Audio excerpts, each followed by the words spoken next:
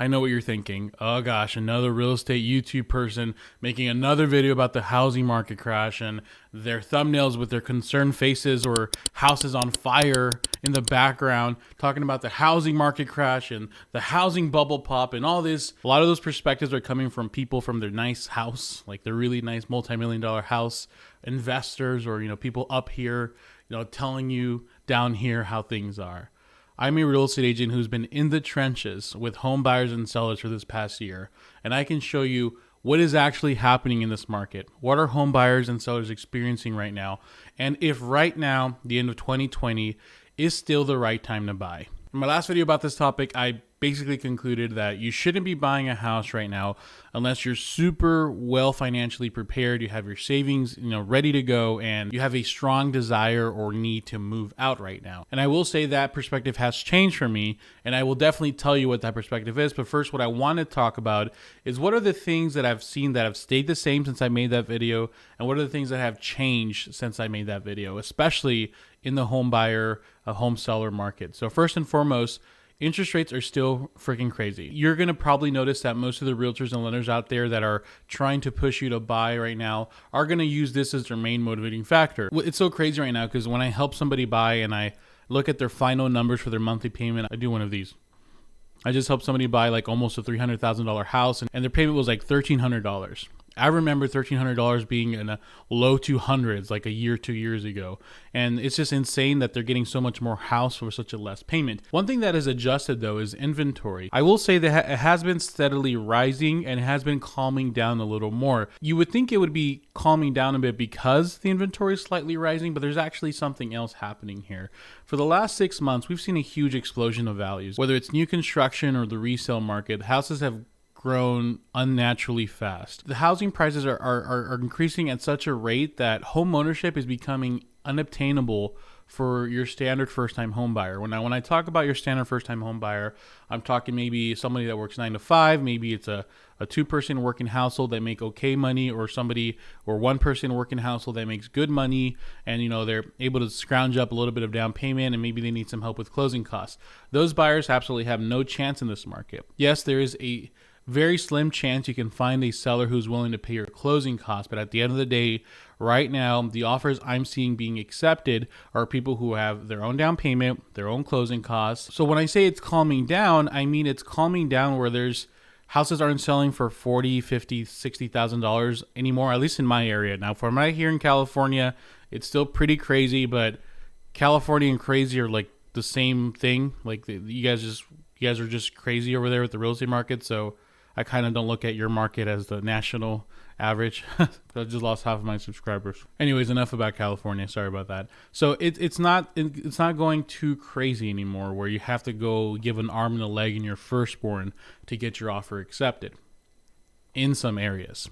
So now instead of every area having such a crazy amount of demand that houses are selling for a lot, in areas that historically did not do well, they were selling for way more. I don't see that happening anymore. I only see certain areas that are being affected more than other areas. And here in Phoenix, those areas that are being affected the most are the highly desirable areas to out-of-state buyers. That's right. If your state or city or county or wherever you live in has out-of-state buyers moving into your area, then wherever they deem worthy of them going is going to have an insane bidding war situation. As opposed to there's certain areas that for some reason out-of-state people do not buy in that seem to be a little more calmer. It's houses are not selling for that crazy. Yes, your buyers are still paying your closing costs, but you can maybe get it at list price, maybe a little bit over list price. Nothing too insane. So I think it's a combination of the two things. One, home ownership becoming a little more unobtainable to the middle class, lower middle class people living in the state. And secondly, the out-of-state demand for certain cities that are creating more demand in certain cities and leaving less demand for other cities. So all that being said, it's time to get to the point. Should you be buying a house right now at the end of 2020? Well, I'm not just going to give a yes or no answer here. What I like to do is first establish a rating here. So let's say if green was 100%, you should be buying right now. All aboard, full steam ahead. I'm trying to be a pirate here. I don't remember the term. You should definitely be buying. Or red being absolutely not, do not buy, do not even think about buying. First and foremost, I would say in my previous video about 2 or 3 months ago, I was probably like a yellow, where I still thought it was a really good time to buy. You know, you should definitely be buying, take advantage of the rate, but I want to make sure that you had solid credit, you had solid savings, etc., etc. Well, right now, I probably would put myself around in orange. So right now, I'm closer to a no than a yes, and the pool of people that should be buying right now should be a lot more limited, because here's the situation, guys. First and foremost, the mindset of the buyer has changed drastically. You know, when I got into business in 2013, it was green, like 100% you should be buying. Not only are houses really cheap and monthly payments are really cheap, but you could buy a house and sell it 2 years later and make like $40,000. It was incredibly insane because we were in a recovering market. And by the way, most of the advice and tips you hear from people are advice from people from a recovering market, right? So it was easy then. It made sense then. And not only that, but the buyer's mindset was, you know what? Of course I'm going to get closing costs help. Of course the sellers should help me. Of course I should get down payment assistance. Not only that, of course the seller should repair everything for me. And on top of that, why not have the seller give me a foot massage and a back scratch while you're at it? Buyers had the leverage and the mindset to really be entitled, and as they should be, because there wasn't really that many of them. So it was a strong buyer's market where you could ask for anything and get away with it. The thing is, it was such a drastic turn to a seller's market this year that unfortunately there are still some remnants of that kind of thought still happening. If you're going into this market thinking that way, and maybe you can feel your lack of preparation, your lack of savings could be made up by the seller's willingness to help you, you have another thing coming. Once again, it's possible, just highly unlikely right now. If you're considering buying a house, you need to be a strong buyer. What does a strong buyer mean? It means you have your down payment saved up. You have your closing cost amount saved up. You have some kind of emergency savings saved up in case you lose your job. And last but not least, you maybe have an extra few $1,000s cash just to throw at the seller to see if they get the offer accepted. Hopefully you don't have to use that. And if you're wondering, well, why is this guy telling me this? He must be a terrible negotiator. I'm a pretty freaking great negotiator, guys. I know my crap, okay?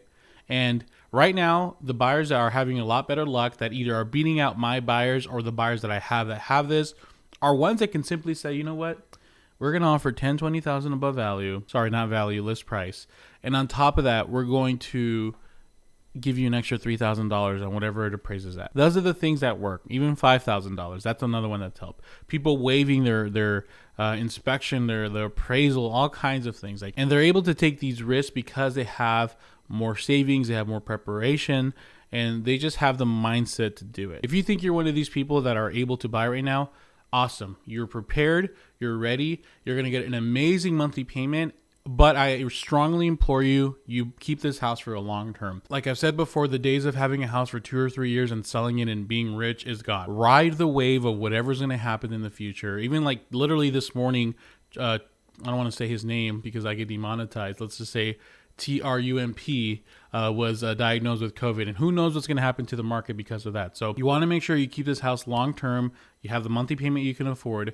You stay stable with this house. And maybe if you have a house right now you're thinking about selling, now's the time to sell it, but make sure that you have a plan B of where you're going to live in the meantime, right? And if that plan B is maybe I have to buy another house, well, if this house that you're going to be buying isn't a long-term house. Last time I made this video, a lot of you guys got depressed. You're like, oh my God, Javier, why are you telling me this? If you didn't end up buying a house because you watched my video and because maybe you didn't have enough savings, then please hate me all you want. At the end of the day, 5 or 10 years from now, you might be thanking me because you didn't get yourself in a position where you can't afford your monthly payment, you didn't have any savings to do any kind of repairs to the house, or maybe you bought a house and you have absolutely nothing left in savings, your AC broke, now you have to pull out credit cards, credit lines, and put yourself in danger. I used to have a house like 7, 8 years ago that I sold 2 years later for like $20,000, $30,000, and I thought I was like big brain, right? Well, it turns out I actually could have probably made a lot more money for it. And I made a video about it recently where I actually discover on camera how much money I could have sold it now in this market. And it was pretty painful to find out. I almost cried, I'll be honest with you, but please learn from my pain. Check out that video if you're interested. And of course, if you're a fan of these market update videos, I don't do them every day like every other channel. I do them maybe once or twice every other month. So subscribe and like if you're interested in watching more of them. Thank you so much. Have a good one.